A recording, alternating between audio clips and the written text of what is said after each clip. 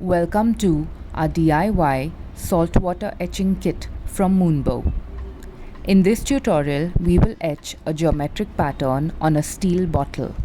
The chlorine in the salt water corrodes the stainless steel bottle, and we use electricity to speeden up this process. You may have studied about electrochemical reactions, and this is a real-life example of how chemistry is applied to real-world solutions. When we add salt to water, the water becomes electrically conductive, and this is also known as electroetching. At this point, we would like to caution you that there is real chemistry going on, and real chemicals and toxic and inflammable gases are produced as byproducts. So, it is a must that you conduct this activity in a well-ventilated area, far away from any heat source or fire source like lighters, candles, etc. Also, there is a fair amount of heat that is generated at the end of the connectors you are holding.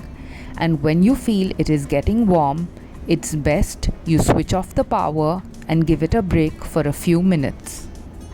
It is also recommended that you wear gloves, a mask, and some eye protective gear while doing this activity. If you are under 18, please make sure that one of your parents is around while you are doing this activity, and be advised that Moonbow is not responsible for any mishaps or accidents that may occur. Now let's get started. Your kit contains a stainless steel bottle along with a box which contains cotton, 2 crocodile clips, a screwdriver, and a power supply. Wrapped around the steel bottle is a vinyl sticker. We will remove it and first transfer this sticker onto the bottle. We have stuck it along the horizontal bottom edge, but you may stick it vertically or at a slant. Ensure that it is the opaque paper that you remove first and not the top translucent layer. Once the sticker is fully stuck, you may now remove the top translucent layer.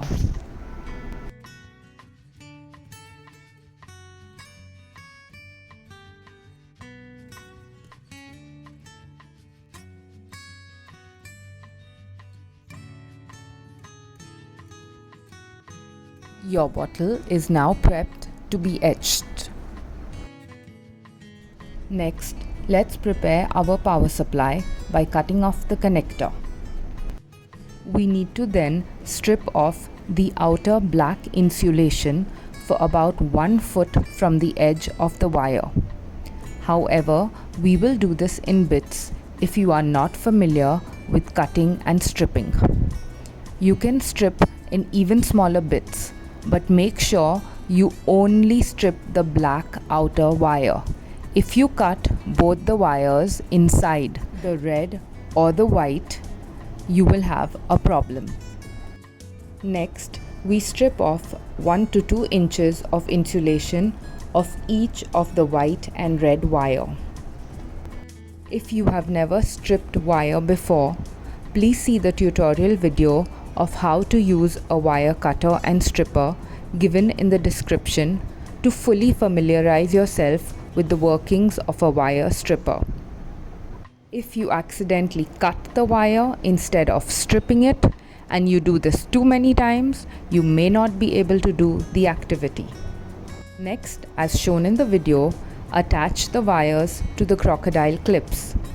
Attach the white wire to the black crocodile clip, which will be your ground, and the red wire to the red crocodile clip, which will be your positive terminal.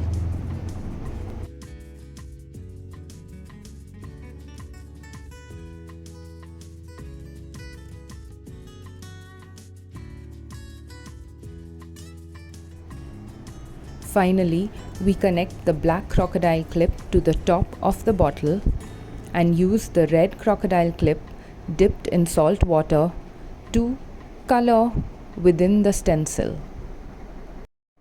In about less than half a coverful of water, I have added about 1 tablespoon of salt.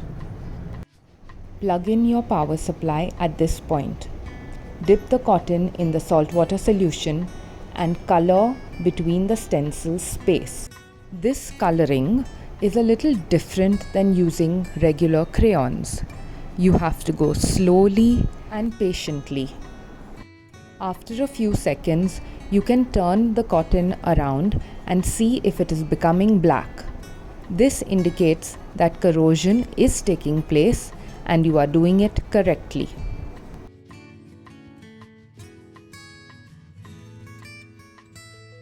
If you find your cotton has become too black, you may change it. Note that the tip of the crocodile clip is also stainless steel, so the same erosion that is taking place on the bottle is also taking place on the tips of the clip. This is a close-up, real-time video of the etching. Notice how I am going slowly.